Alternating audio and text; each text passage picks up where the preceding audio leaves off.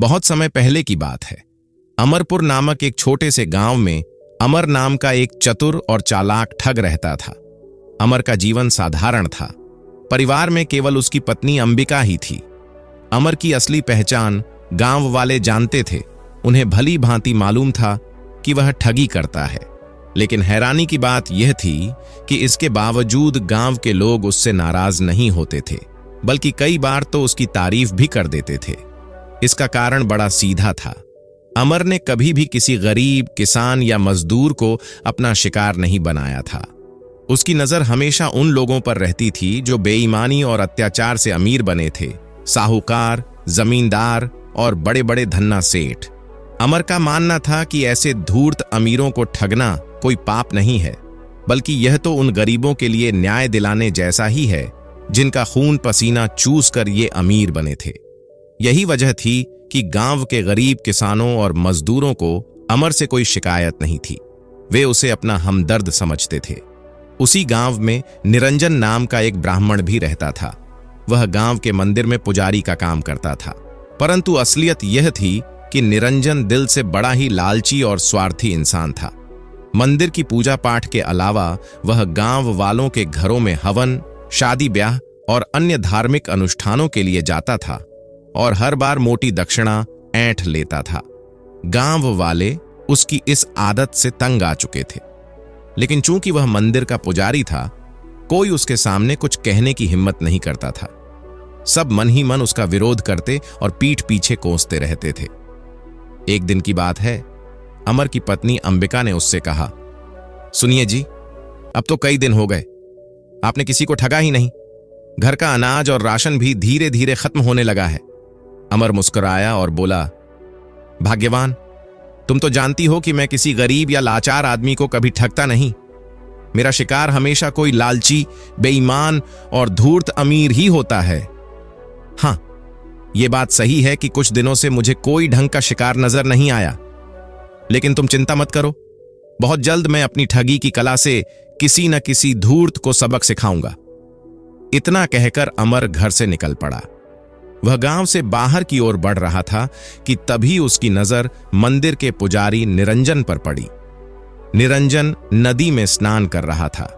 अमर ने दूर से देखा कि पुजारी पानी में डुबकियां लगा रहा है और उसके कपड़े नदी के किनारे रखे हुए हैं। अमर के मन में तुरंत एक विचार आया। उसने सोचा, यह निरंजन भी तो बड़ा लालची और धूर्त आदमी है। इसने गांव वालों से खूब धन इकट्ठा किया होगा। क्यों ना आज इसे ही अपने जाल में फंसाया जाए। अभी यह नदी में मग्न है और इसके कपड़े बाहर रखे हैं। अगर मैं इसके कपड़े उठा लूं तो मुझे कुछ न कुछ धन दौलत जरूर मिल जाएगी। यह सोचकर अमर दबे पांव नदी के किनारे पहुंचा।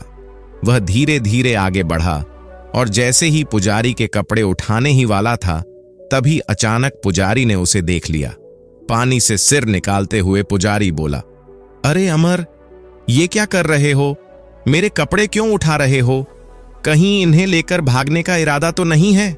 अमर झट से घबराया, परंतु चतुराई से मुस्कुराकर बोला, अरे नहीं नहीं पुजारी जी, आपके प्रति तो मेरे मन में बहुत सम्मान है। जब मैं यहां से गुजर रहा था तो मैंने देखा कि आपके वस्त्र इस गीली जमीन पर रखे हुए हैं। मुझे लगा कि कहीं ये खराब ना हो जाए, इसलिए मैंने सोचा कि जब तक आप स्नान कर रहे हैं तब तक इन्हें अपनी गोद में रखकर संभाल लूं। पुजारी ने भौहें सिकोड़ते हुए कहा, अमर, मुझे तुम्हारी बातें अच्छी तरह मालूम हैं। तुम एक ठग हो और मुझे तुम्हारी चतुराई का पता है।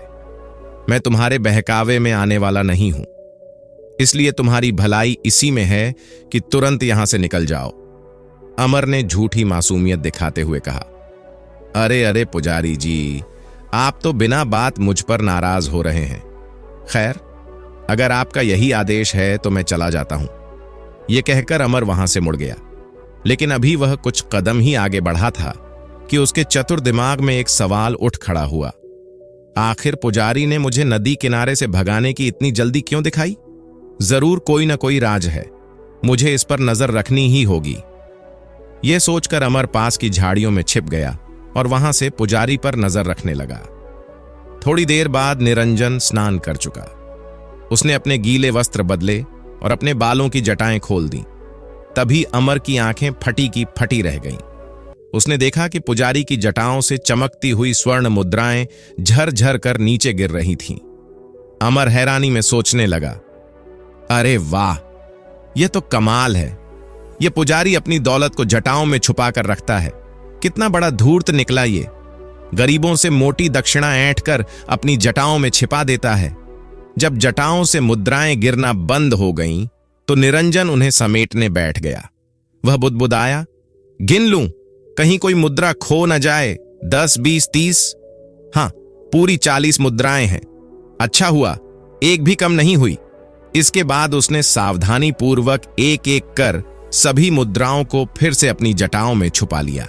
यह सब देखकर अमर की आंखों में चमक आ गई। मतलब यह हुआ कि इस पुजारी के पास बहुत सारा धन है, मगर यह भी कम चालाक नहीं है। तभी तो जटाओं में छुपाता है। लेकिन चाहे जितना भी चालाक हो, मुझे इसका धन हथियाना ही होगा।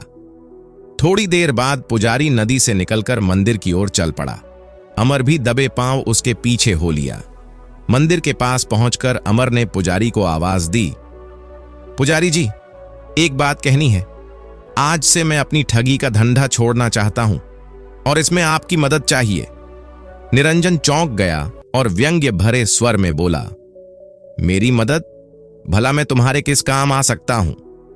अमर ने बड़ी गंभीरता दिखाते हुए कहा, पुजारी जी, अब तक मैंने बहुत पाप किए हैं, लेकिन अब मैं बदलना चाहता हूं। इस नए सफर की शुरुआत मैं अपने घर में भगवान सत्यनारायण जी की कथा से करना चाहता हूं। इसलिए आप कृपया मेरे घर चलकर कथा करवाइए। पुजारी मन ही मन चौकन्ना हो गया। उसने सोचा, यह अमर तो बहुत बड़ा ठग है। अचानक इसे धर्म का ख्याल कैसे आ गया? लगता है यह मुझे किसी जाल में फंसाना चाहता है। मैं इसकी बातों में आने वाला नहीं हूं। अभी कोई बहाना बनाना ही ठीक रहेगा। यह सोचकर वह बोला, अमर, तुम्हारा ठगी का धंधा छोड़ना सुनकर मुझे सचमुच खुशी हुई। मैं तो जरूर तुम्हारे घर कथा कहने आता, लेकिन अभी मैं नहीं आ सकता। अमर ने उत्सुकता से पूछा, क्यों पुजारी जी, क्या बात है? निरंजन ने गहरी सांस लेते हुए कहा, मैंने एक संकल्प लिया है। आने वाले पूरे 1 महीने तक मुझे नदी किनारे यज्ञ करना है। सुबह से शाम तक मेरा पूरा समय उसी में व्यतीत होता है। ऐसे में मैं यज्ञ अधूरा छोड़कर तुम्हारे घर कैसे आ सकता हूं? अमर ने तुरंत कहा, अच्छा, तो बात यह है। खैर, कोई बात नहीं। 1 महीने बाद मैं आपके पास फिर आऊंगा और उस समय अपने घर में कथा करवाऊंगा। तब तक मैं इंतजार करूंगा। निरंजन ने राहत की सांस लेते हुए कहा, ठीक है अमर, जैसी तुम्हारी इच्छा।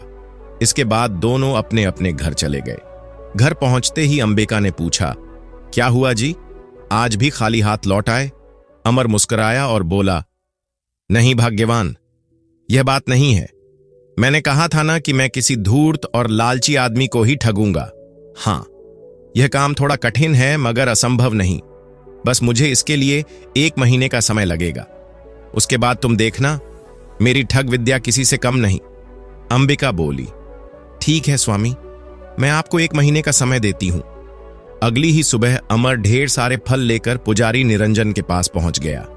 उसे देखकर पुजारी हैरान होकर बोला, अरे अमर, ये सब क्या है? अमर गंभीर स्वर में बोला, पुजारी जी, मैंने आज तक बहुत पाप किए हैं। अमर ने पुजारी के सामने फल रखते हुए कहा, पुजारी जी, आप इन फलों को स्वीकार कर मुझ पर कृपा कीजिए। यह मेरे प्रायश्चित की शुरुआत है। निरंजन ने फल देखकर सोचा, यह अमर तो मुझे बड़ा चालाक और धूर्त लगता था, लेकिन यह कैसी मूर्खता कर रहा है। बिना किसी वजह के इतने सारे फल लाकर चढ़ा रहा है। कहीं ना कहीं इसके पीछे कोई गहरी चाल होगी। मुझे सावधान रहना होगा। दूसरी ओर अमर अपने मन में योजना बना रहा था, अब मैं रोज इस पुजारी के लिए कुछ न कुछ लेकर आऊंगा। धीरे धीरे यह मुझे सच्चा और ईमानदार समझने लगेगा, और जब इसे यकीन हो जाएगा कि मैंने सचमुच ठगी छोड़ दी है, तभी यह बिना झिझक मेरे साथ घर आएगा। योजना के अनुसार अमर प्रतिदिन पुजारी के पास पहुंचता और कभी फल, कभी मिठाई, तो कभी पकवान भेंट कर आता। धीरे धीरे पूरा महीना बीत गया। निरंजन को लगने लगा कि अमर सचमुच बदल गया है। एक दिन अमर ने पुजारी से कहा, पुजारी जी, अब तो 1 महीना पूरा हो चुका है। जैसा मैंने पहले कहा था, अब आप मेरे घर चलकर भगवान सत्यनारायण की कथा अवश्य कीजिए। पुजारी ने मन ही मन सोचा, इस 1 महीने में अमर का स्वभाव सचमुच बहुत बदल चुका है। पहले तो यह केवल ठगी और चालाकी करता था, पर अब इसके व्यवहार में श्रद्धा और भक्ति झलक रही है। लगता है यह अब सुधर गया है। वैसे भी इसके घर जाकर कथा करने में मेरा ही फायदा है, मोटी दक्षिणा मिल जाएगी। यह सोचकर वह बोला, ठीक है अमर, भक्तों का उद्धार करना ही मेरा परम कर्तव्य है। चलो, मैं तुम्हारे साथ तुम्हारे घर चलता हूं। दोनों अमर के घर पहुंचे। वहां अमर ने आदरपूर्वक कहा, पुजारी जी, आप इस आसन पर विराजे। मैं तब तक गांव वालों को कथा सुनने का निमंत्रण देकर आता हूं। इसके बाद अमर सीधा चौपाल पर पहुंचा, जहां कई लोग बैठे आपस में बातें कर रहे थे। वह बोला, भाइयों, आज मेरे घर भगवान सत्यनारायण की कथा होने वाली है। आप सब आमंत्रित हैं। कृपया कथा सुनने जरूर आइए। लोगों ने सहमति जताई। ठीक है अमर, हम सब जरूर आएंगे। कुछ देर बाद कथा का आयोजन शुरू हुआ। गांव के सभी लोग अमर के घर एकत्र हो गए और पुजारी निरंजन ने पूरे विधि विधान से कथा सुनानी शुरू की। वातावरण भक्तिमय हो उठा। कथा समाप्त होने पर अमर ने कहा, पुजारी जी, आप यहीं ठहरिए, मैं आपके लिए दक्षिणा लेकर आता हूं। इतना कहकर वह घर के भीतर दूसरे कमरे में चला गया। लेकिन कुछ ही पलों बाद उसकी चीख पुकार गूंज उठी। अमर रोता चिल्लाता बाहर आया और बोला, हाय हाय अंबिका, मैं तो लुट गया, बर्बाद हो गया। अंबिका घबराकर बोली, क्या हुआ जी, आप इस तरह क्यों चिल्ला रहे हैं? अमर ने कांपते स्वर में कहा, अभी कुछ देर पहले मैंने अपनी संदूक में 40 स्वर्ण मुद्राएं गिनकर रखी थीं, लेकिन अब जब देखा तो वे मुद्राएं संदूक से गायब हैं। अंबिका हैरानी से बोली, क्या? ये कैसे हो सकता है? मैंने तो छुआ भी नहीं। कहीं आपने गिनने में गलती तो नहीं की? अमर ने सिर पकड़ लिया और बोला, नहीं भाग्यवान, मैंने खुद गिनकर रखी थीं। अब तो यही लगता है कि कोई चोर उचक्का उन्हें ले उड़ा। हाय, अब हमारा क्या होगा? इतना कहकर वह जोर जोर से रोने लगा। पत्नी अंबिका भी उसके साथ बैठकर विलाप करने लगी। गांव वाले यह सब देखकर हक्के बक्के रह गए। तभी गांव का मुखिया बोला, अरे अमर, जब तुमने स्वर्ण मुद्राएं संदूक में रखीं, उस समय घर पर कौन कौन था? अमर ने आंसू पोंछते हुए जवाब दिया, सरपंच जी, उस समय घर में मैं, मेरी पत्नी अंबिका और पुजारी निरंजन ही थे। मुखिया ने गंभीरता से कहा, अमर, तुम और अंबिका तो घर के अपने आदमी हो, केवल पुजारी ही बाहर का है। अमर तुरंत बोला, सरपंच जी, मैं चाहता हूं कि पुजारी निरंजन की तलाशी ली जाए। यह सुनते ही निरंजन तैश में भर गया। वह गुस्से से चिल्लाया, अरे अमर, ये तुम क्या बकवास कर रहे हो? मैं भला तुम्हारी स्वर्ण मुद्राएं क्यों चुराऊंगा? अमर ने दृढ़ स्वर में कहा, अगर आपने स्वर्ण मुद्राएं नहीं ली हैं तो तलाशी देने में आपको आपत्ति क्यों हो रही है? इसमें तो सच्चाई सामने आ जाएगी। गांव के लोग भी कहने लगे, हां हां पुजारी जी, अमर बिल्कुल ठीक कह रहा है, आप तलाशी दीजिए। अब पुजारी का चेहरा तमतमा उठा। वह जोर से बोला, देखो, मुझे ज्यादा मत उकसाओ। अगर मुझे गुस्सा आ गया तो मैं सबको श्राप दे दूंगा। मुखिया ने पुजारी को सख्त स्वर में कहा, पुजारी जी, आप हमें श्राप बाद में दीजिएगा, पहले अपनी तलाशी दीजिए। अब बेचारा पुजारी बुरी तरह फंस चुका था। उसका चेहरा पीला पड़ गया। मन ही मन सोचने लगा, हे भगवान, क्या इस अमर को पहले से ही मालूम था कि मैंने अपनी जटाओं में 40 स्वर्ण मुद्राएं छुपा रखी हैं? यदि ये राज खुल गया तो मेरी सारी इज्जत मिट्टी में मिल जाएगी और मैं सबके सामने चोर साबित हो जाऊंगा। लेकिन अब उसके पास कोई और चारा नहीं था। मजबूर होकर पुजारी बोला, ठीक है मुखिया जी, आप मेरी तलाशी ले सकते हैं। मुखिया ने खुद आगे बढ़कर पुजारी की पूरी तलाशी ली। कमरे से आंगन तक, सिर से पैर तक अच्छे से जांच की गई, लेकिन किसी भी जगह से कुछ नहीं मिला। मुखिया ने सभी की ओर देखकर कहा, अमर, पुजारी के पास तो कुछ भी नहीं निकला। यह सुनते ही अमर ने हाथ जोड़कर नम्र स्वर में कहा, पुजारी जी, कृपया बुरा मत मानिएगा, लेकिन एक अंतिम विनती है, आप अपनी जटाओं को भी खोल कर दिखा दीजिए ताकि गांव वालों के मन से भी शक निकल जाए। अब पुजारी के चेहरे पर पसीने की बूंदें छलक आईं। अमर के जाल में वह पूरी तरह फंस चुका था।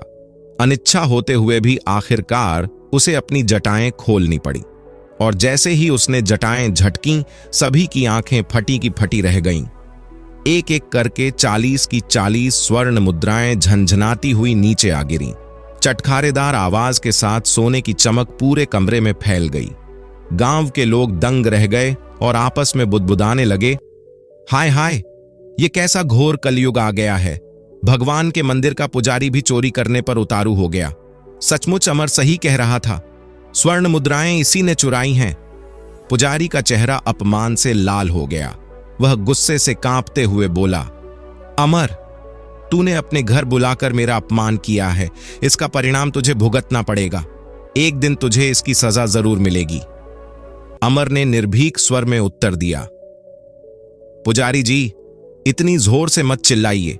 चोरी करते पकड़े जाने के बाद भी आप सीनाजोरी दिखा रहे हैं। यही बेहतर होगा कि अभी इसी वक्त यहां से निकल जाइए। यही आपकी भलाई है। पुजारी निरंजन का सिर शर्म से झुक गया। बुरी तरह अपमानित होकर वह घर से बाहर निकल पड़ा। उसकी चाल भारी हो गई थी और आंखें आंसुओं से भरी थीं। गांव के लोग भी एक एक करके वहां से लौट गए। लोगों के जाने के बाद अमर ने हंसते हुए अपनी पत्नी से कहा, देखा भाग्यवान, मैंने कैसे इस लालची और धूर्त पुजारी को सबके सामने बेनकाब कर दिया। यही है ठग विद्या की असली ताकत। उस रात अमर और अंबिका ने मिलकर एक बड़ा फैसला किया। उन्होंने सोचा कि अब इस गांव में रहना उचित नहीं है।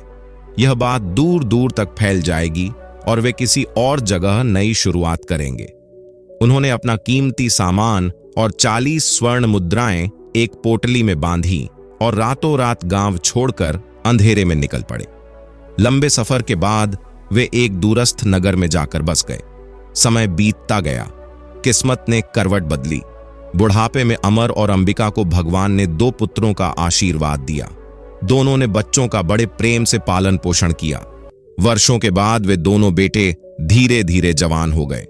उधर लेकिन उसके मन में हमेशा एक ही चिंता बनी रहती थी, अपने बेटों के भविष्य की। एक दिन उसने दोनों बेटों को पास बुलाया और गंभीर स्वर में कहा, मेरे बेटों, आज मैं तुमसे एक महत्वपूर्ण बात कहना चाहता हूं। इसे ध्यान से सुनना। ठग विद्या हमारी पुश्तैनी जायदाद है। मेरे दादा, परदादा और पिता सभी ऊंचे दर्जे के ठग थे। उन्होंने अपनी चालाकी से बड़े बड़े साहूकारों और जमींदारों को मूर्ख बनाया और हमारे खानदान का नाम रोशन किया। लेकिन याद रखना, हमारी एक परंपरा रही है। हमने कभी किसी गरीब का हक नहीं छीना। हमने हमेशा धूर्त, मक्कार और लालची लोगों को ही निशाना बनाया। मैं चाहता हूं कि तुम दोनों भी हमारे खानदान की यह परंपरा आगे बढ़ाओ और इसे और ऊंचाई दो। पर अफसोस, अभी तक तुम दोनों ने इस दिशा में कोई कदम ही नहीं बढ़ाया। इसी चिंता में मेरा मन दिन रात घुलता जा रहा है। मुझे डर है कि मेरे मरने के बाद हमारी यह खानदानी ठग विद्या कहीं खो न जाए और हमारा नाम इतिहास से मिट न जाए। तब बड़ा बेटा पवन अपने बूढ़े पिता की ओर देखते हुए बोला, बापू, आप जरा भी चिंता मत कीजिए। मैं आपको न जाने कितनी बार कह चुका हूं कि हम अपनी खानदानी परंपरा को जरूर आगे बढ़ाएंगे और आपका नाम रोशन करेंगे। बढ़ाते हुए उत्तर दिया, मुझे तो तुम दोनों बेटे निकम्मे ही लगते हो, न काम के न काज के। तुमसे मुझे कोई उम्मीद नजर नहीं आती। पवन ने दृढ़ स्वर में कहा, अगर ऐसी ही बात है बापू, तो आप देख लीजिए, कल सुबह होते ही मैं काम पर निकल जाऊंगा। आप बस मुझे कुछ रकम दे दीजिए, बाकी आप मुझ पर छोड़ दीजिए। मन सोचा, चलो शायद यह लड़का अपनी काबिलियत दिखा ही दे। उसने एक थैली उठाकर पवन को थमा दी और बोला, लो बेटा, इसमें 100 चांदी के सिक्के हैं, इन्हें ले जाओ। लेकिन याद रखना, जब तक कोई बड़ा कमाल ना कर लो, तब तक इस घर की चौखट पर मत लौटना। और हां, कल सुबह अपनी शक्ल मत दिखाना, वरना मैं तुम्हें खुद निकाल दूंगा। पवन ने झुककर पिता के पैर छुए और आत्मविश्वास भरी नजरों से बोला, बापू, आप देखिएगा, मैं खाली हाथ लौटने वालों में से नहीं हूं। अगले ही दिन सुबह होते ही पवन घर से निकल पड़ा। बाजार जाकर उसने सिक्कों से इधर उधर का मोलभाव किया और अंततः 100 सिक्कों में एक शानदार घोड़ा खरीद लिया। घोड़े की काठी पर बैठते ही उसका आत्मविश्वास और बढ़ गया। वह मन ही मन सोचने लगा, बापू ने सिखाया है कि गरीब या बेबस इंसान को कभी ठगना नहीं, तो फिर क्यों न मैं इस राज्य के सबसे धनवान व्यक्ति को ही अपना निशाना बनाऊं, और वो है हमारा राजा, जो जनता से लगान वसूल करके अपना खजाना भरता है। हां, यही सबसे उचित होगा। अगर मैं राजा को ठग सका तो बापू का नाम रोशन हो जाएगा। इसी सोच के साथ पवन घोड़े पर सवार होकर राजमहल की ओर चल पड़ा। उसकी घुड़सवारी देखने लायक थी। हवा को चीरते हुए सीना तान कर बड़ी शान से वह महल की ओर बढ़ा। कुछ ही देर बाद पवन राज दरबार में पहुंच गया। उसके आत्मविश्वास को देखकर स्वयं राजा भी चकित रह गया। राजा ने उसकी ओर देखकर कहा, कहो नौजवान, तुम कौन हो और मेरे दरबार में किस काम से आए हो? पवन ने विनम्रता से झुककर उत्तर दिया, महाराज, मेरा नाम पवन है। मैं घोड़ों को साधने और उन्हें प्रशिक्षण देने में माहिर हूं, परंतु इन दिनों काम न मिलने के कारण खाली पड़ा हूं। आज मैं आपके दरबार में नौकरी की आशा लेकर आया हूं। यदि आप मुझे मौका दें तो मैं अपनी कला से आपको संतुष्ट कर दूंगा। राजा ने गहरी सांस ली और मन ही मन सोचने लगा, मेरे अस्तबल में शक्तिमान नाम का एक घोड़ा है। वह बहुत ही उम्दा नस्ल का है, लेकिन जिद्दी और बेकाबू भी। कोई भी उसे साध नहीं पाया, और सच कहूं तो वह घोड़ा मुझे अपनी जान से भी ज्यादा प्यारा है। अगर यह नौजवान सचमुच उसे काबू कर ले तो मेरा सौभाग्य होगा। कुछ देर सोचने के बाद राजा ने कहा, ठीक है नौजवान, मैं तुम्हें नौकरी पर रखता हूं, लेकिन ध्यान रखना, तुम्हें मेरे प्रिय घोड़े शक्तिमान को साधना होगा और उसे पूरी तरह प्रशिक्षित करना होगा। अगर तुम 1 महीने के भीतर ऐसा करने में सफल रहे तो मैं तुम्हें इनाम दूंगा, लेकिन अगर असफल हुए तो सीधा कारागार में डाल दिया जाएगा। पवन ने आत्मविश्वास भरी आवाज में कहा, महाराज, आप निश्चिंत रहिए, आपकी यह शर्त मुझे स्वीकार है। कृपया मुझे शक्तिमान के पास ले चलिए, मैं अभी से अपने काम में लग जाना चाहता हूं। राजा ने पवन की ओर गौर से देखा और बोला, चलो, मैं खुद तुम्हें अपने प्रिय घोड़े के पास लेकर चलता हूं। मैं अपनी आंखों से देखना चाहता हूं कि तुम्हारे हुनर में कितना दम है। राजा अपने विश्वस्त मंत्री और कुछ सिपाहियों के साथ पवन को लेकर शाही अस्तबल में पहुंचा। वहां घोड़ों की ऊंची ऊंची हिनहिनाहट गूंज रही थी। अस्तबल के बीच खड़ा एक शानदार घोड़ा सबका ध्यान खींच रहा था। उसका कद लंबा, चमकदार काला शरीर, आंखों में तेज और कदमों में बिजली सी फुर्ती थी। राजा ने इशारे से उसे दिखाते हुए कहा, देखो नौजवान, यह है मेरा सबसे प्यारा घोड़ा शक्तिमान। यह बेशकीमती है, लेकिन किसी के काबू में नहीं आता। अब तुम्हें इसी को साधना है। पवन मुस्कुराते हुए बोला, महाराज, आप तनिक भी चिंता मत कीजिए, मैं अभी आपके सामने अपने हुनर का कमाल दिखाता हूं। इतना कहकर उसने घोड़े को खोला और मैदान की ओर ले गया। सारा दरबार सांस रोके देख रहा था। पवन ने जैसे ही घोड़े पर चढ़ने की कोशिश की, शक्तिमान बेकाबू होकर उछल पड़ा। कई बार पवन उसकी पीठ पर सवार होने गया, लेकिन हर बार घोड़ा उसे झटक कर नीचे गिरा देता। धूल में लथपथ होते हुए भी पवन का हौसला जरा भी कम नहीं हुआ। मंत्री राजा के पास खड़ा होकर बोला, महाराज, मुझे तो नहीं लगता कि यह युवक शक्तिमान को काबू में कर पाएगा। यह बहुत ही जिद्दी और बेकाबू घोड़ा है। राजा मुस्कुराया और बोला, मंत्री जी, कभी कभी इंसान की आंखें धोखा देती हैं। मुझे इस नौजवान में एक अजीब सा आत्मविश्वास नजर आ रहा है। यह जरूर सफल होगा। और राजा की बात सच भी निकली। पवन ने कई बार गिरने के बावजूद हार नहीं मानी। अंततः उसने घोड़े की लगाम कसकर पकड़ी और छलांग मारकर उसकी पीठ पर मजबूती से बैठ गया। अब की बार शक्तिमान उसे गिरा नहीं पाया। पवन ने कुशलता से घोड़े को साध लिया और मैदान के चारों ओर दौड़ाने लगा। घोड़े की टापों से धरती गूंज उठी। यह देखकर राजा प्रसन्न होकर चिल्लाया, वाह, अद्भुत! मंत्री जी, देखा आपने? मैंने कहा था ना कि यह युवक साधारण नहीं है। यह तो सचमुच बहुत ही काबिल घुड़सवार है। मंत्री ने सिर झुकाकर कहा। आप बिल्कुल सही कह रहे थे महाराज, मुझे इसे पहचानने में भूल हो गई। इसी बीच पवन ने घोड़े की दिशा अचानक बदल दी। उसने घोड़े को मैदान से बाहर की ओर मोड़ा और एक जोरदार एड़ मारी। शक्तिमान पंखों की तरह हवा में उड़ने लगा। मंत्री घबराकर चिल्लाया, महाराज देखिए, यह युवक घोड़े को कहीं बाहर ले जा रहा है। मुझे तो लगता है कि यह कोई ठग है, घोड़े को चुराकर भाग रहा है। राजा गुस्से से दहाड़ा, सैनिकों, जल्दी इसका पीछा करो, इसे किसी भी हालत में पकड़कर मेरे सामने पेश करो। सैनिक घोड़े पर सवार होकर उसके पीछे दौड़े, लेकिन पवन का घोड़ा तो मानो आंधी से भी तेज था। वह देखते ही देखते उनकी आंखों से ओझल हो गया। पूरा दिन पवन घोड़े को दौड़ाता रहा और रात होते होते वह एक घने जंगल में पहुंचा। थका हारा उसने वहीं रात गुजार दी। अगली सुबह उसने सोचा, इस जंगल के उस पार दूसरे राज्य की सीमा शुरू होती है, क्यों ना मैं वहां जाकर इस बेशकीमती घोड़े को राजा को बेच दूं? यही सही मौका है। योजना बनाकर पवन जंगल पार कर गया और दूसरे राज्य में पहुंचा। वहां उसने महल का पता लगाया और दरवाजे पर तैनात पहरेदार से बोला, मैं घोड़ों का सौदागर हूं। मेरे पास एक ऐसा बेशकीमती घोड़ा है जिसे मैं केवल आपके महाराज को ही बेचना चाहता हूं। पहरेदार ने संदेह भरी नजरों से उसे देखा और बोला, ठीक है, तुम घोड़े को यहीं छोड़ दो और मेरे साथ चलो। पहले महाराज को दिखाना होगा। कुछ देर बाद पवन दरबार में पहुंचा। उसने झुककर कहा, महाराज की जय हो। मैं घोड़ों का व्यापारी हूं। मेरे पास कई घोड़े थे, पर सब बिक गए, लेकिन एक बहुत ही अनमोल और दुर्लभ नस्ल का घोड़ा मैंने खास आपके लिए बचा कर रखा है। यदि आप चाहें तो आज ही उसे खरीद सकते हैं।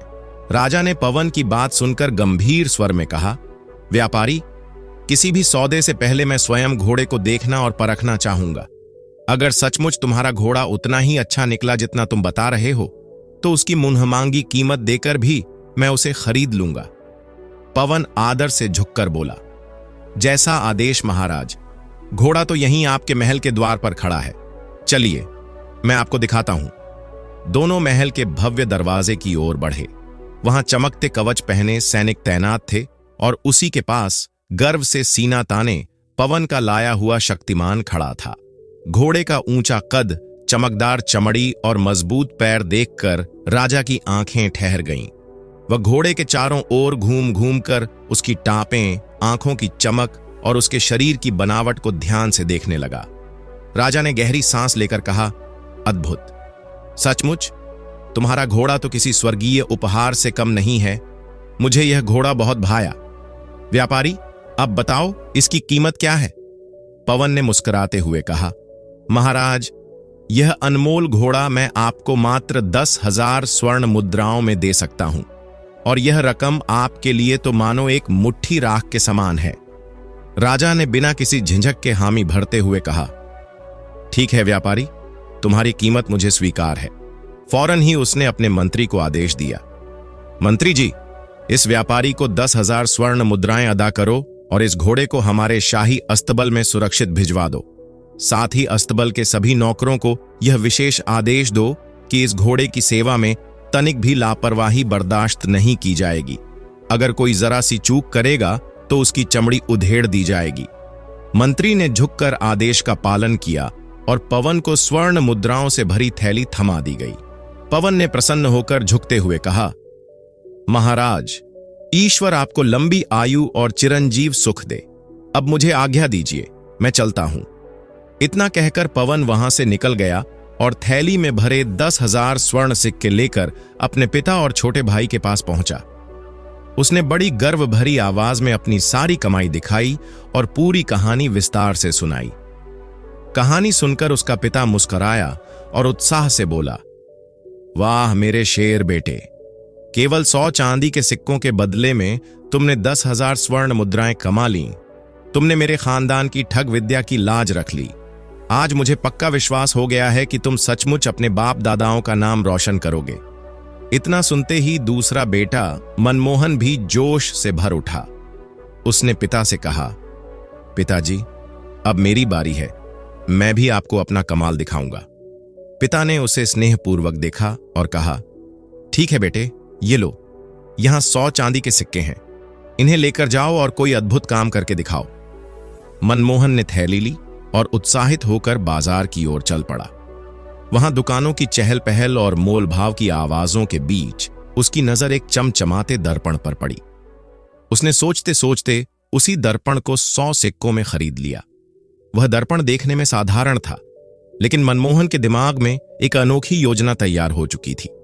दर्पण को सुरक्षित थैले में रखकर उसने मन ही मन कहा, बापू ने सिखाया है कि ठग विद्या केवल गरीबों के खिलाफ नहीं, बल्कि बड़े बड़े लोगों पर आजमाई जाती है।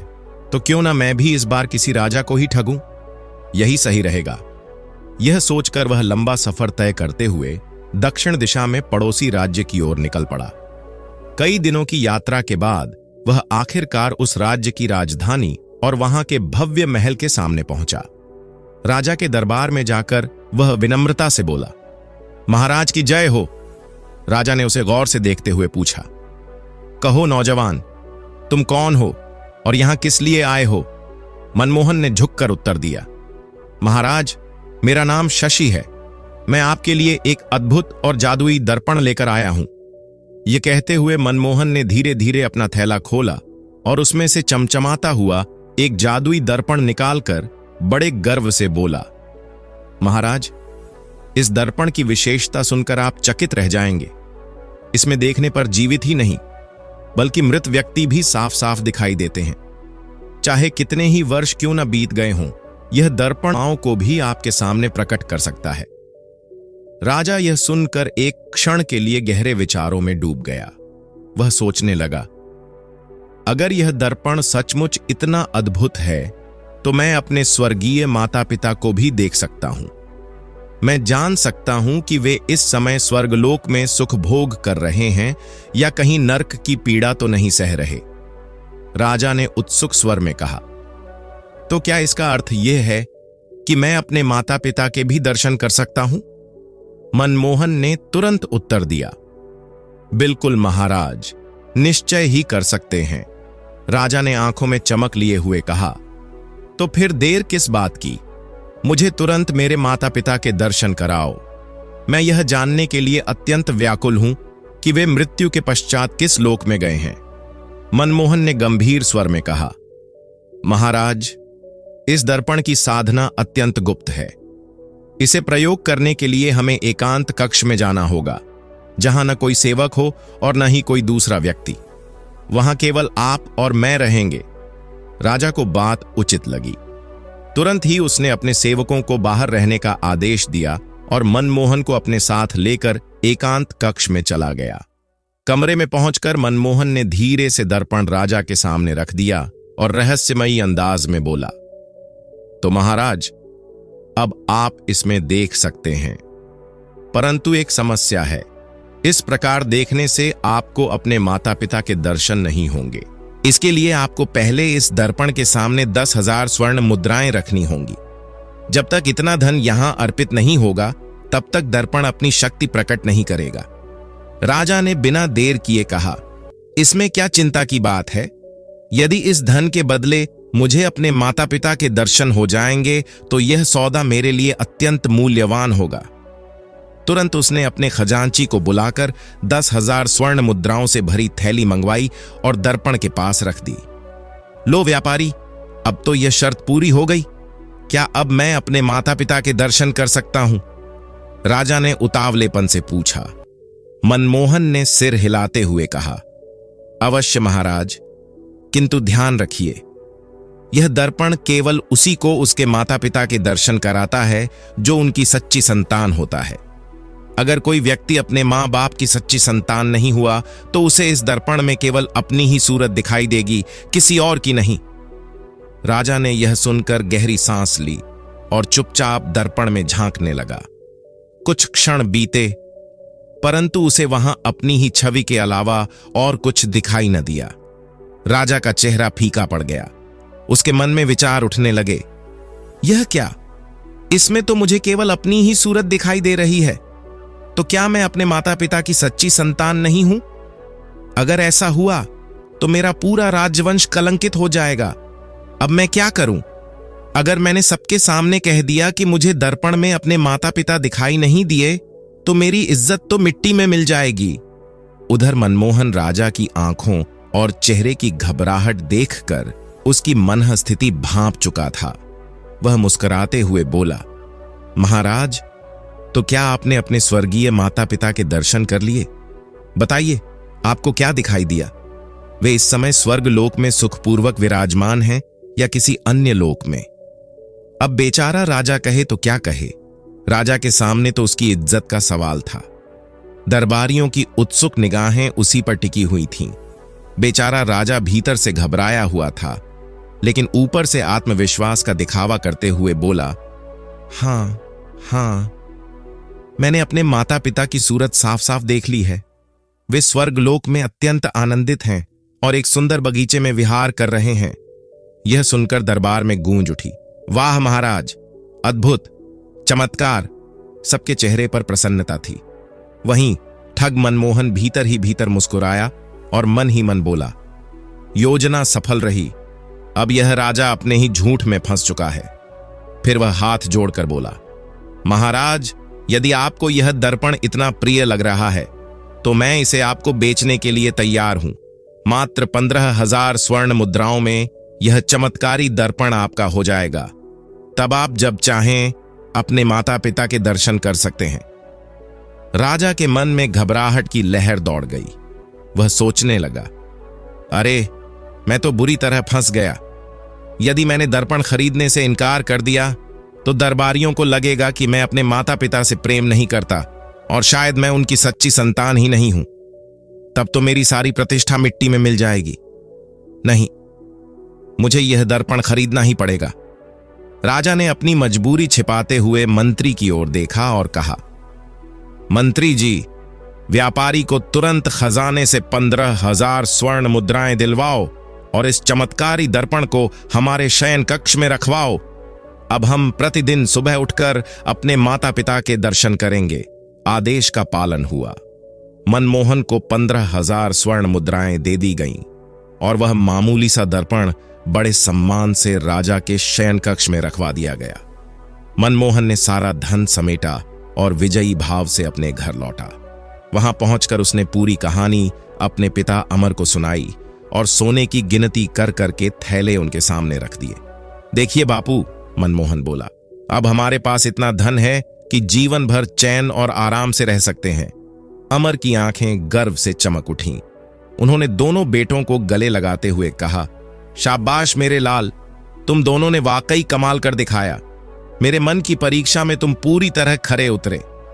अब मुझे विश्वास है कि मेरे मरने के बाद भी तुम अपने खानदानी पेशे को आगे बढ़ाओगे और हमारे कुल का नाम रोशन करोगे। लेकिन नियति को तो कुछ और ही मंजूर था। उसी रात अमर आंगन में बैठा हुआ हुक्का गुड़गुड़ा रहा था। अचानक चिंगारी का एक छोटा सा टुकड़ा पास में रखी सूखी घास पर जा गिरा। देखते ही देखते आग ने भयानक रूप ले लिया और पूरे घर को अपनी लपटों में समा लिया। चारों ओर चीख पुकार मच गई। अमर और उसके दोनों बेटे जैसे तैसे अपनी जान बचाकर बाहर भागे, लेकिन उनकी मेहनत से कमाई दौलत और ठगी से इकट्ठा किया सारा धन जलकर राख हो गया। आग बुझने के बाद राख के ढेर के बीच खड़े पवन ने गहरी सांस लेकर कहा, बापू, आज हमें समझ आ गया कि बेईमानी और ठगी से मिली दौलत कभी सुख नहीं देती। यह हमारी पहली ठगी थी और देखिए, उसी दिन हम मौत के मुंह में जाने से बचे। मैं आज से प्रतिज्ञा करता हूं कि यह मेरी पहली और आखिरी ठगी थी। अब कभी इस रास्ते पर कदम नहीं रखूंगा। उसका भाई मनमोहन भी सहमति में सिर हिलाते हुए बोला, हां भैया, बिल्कुल सही कहा। ठगी का धन हमें रास नहीं आया। आज सब कुछ झलकर खाक हो गया। कौन जानता है आगे और कौन सा विनाश हमारा इंतजार कर रहा होता। अब मैं भी यह पाप का रास्ता छोड़ दूंगा और ईमानदारी से मेहनत करके जीवन बिताऊंगा। उस दिन से दोनों भाइयों ने कसम खा ली कि वे कभी ठगी का काम नहीं करेंगे। उनकी खानदानी ठगी की परंपरा उसी क्षण समाप्त हो गई। दोनों ने मेहनत मजदूरी को अपनाया और ईमानदारी से अपने जीवन का पालन पोषण करने लगे। प्यारे मित्रों, यह कहानी हमें यही सिखाती है कि छल कपट और बेईमानी से पाया गया धन कभी टिकता नहीं। वह धन चाहे कितना भी बड़ा क्यों ना हो, एक न एक दिन विनाश का कारण बनता है। सच्चा सुख और सम्मान केवल ईमानदारी और मेहनत से ही मिलता है। इसलिए हमेशा सत्य और परिश्रम के मार्ग पर चलिए, क्योंकि यही मार्ग जीवन को वास्तविक शांति और सम्मान दिलाता है। तो दोस्तों, अगर आपको आज की कहानी अच्छी लगी तो चैनल को सब्सक्राइब करके हमें सपोर्ट कर दीजिए और कमेंट्स में राधे राधे लिखना न भूलना। फिर मिलते हैं एक नई कहानी के साथ। राधे राधे।